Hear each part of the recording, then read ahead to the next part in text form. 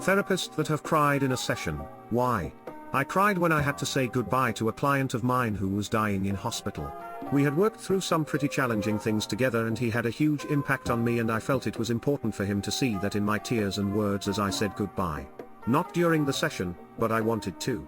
I had a teenage client who asked me to listen to their life story, part of the 12-step program they were in. They didn't want me to correct the grammar, just to tell them if it made sense. It started off with the first time I did drugs. I was 9 years old when my mom and her boyfriend injected me with black tar heroin. I listened patiently, and as soon as we were finished and they left, I cried bitter tears at how cruel people can be. I heard years later that the client was doing terribly, was a prostitute, and a heavy drug user. Sometimes this field is like staring into the abyss of human suffering.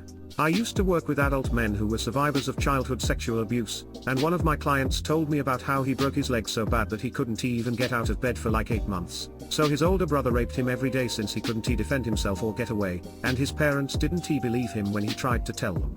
I've usually cried after sessions if a client has shared some trauma or life experiences that have set them up for a difficult life or feelings of unworthiness.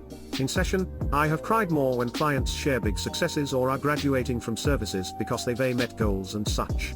One example was when a client, who struggled with discussing their struggles with mental health due to peer perception at school, wrote about their pet passing away for a writing class.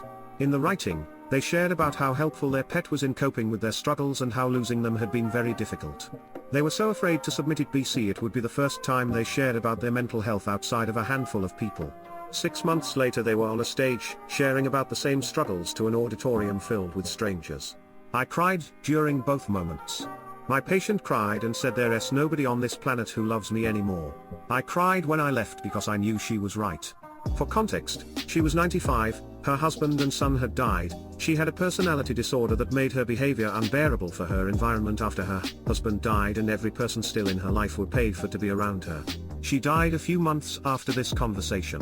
I was sitting with someone struggling with alcohol, who couldn't get clean. At the same time, my very best friend in the entire world was dying because of alcohol. I couldn't get to him, because it was the beginning of COVID and it was tearing me up, but I went to work anyway, which was fine except for this one person. I had to stop the session, explain a bit, and then went back to her. The grief just sort of caught me off guard. I was a high school teacher and was called to counsel so many times.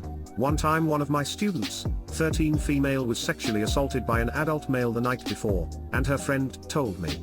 I had to call the police, mandated reporter, and the school called mom. Mom showed up and basically told her daughter she was a slut, this was her very first sexual experience, and abandoned her.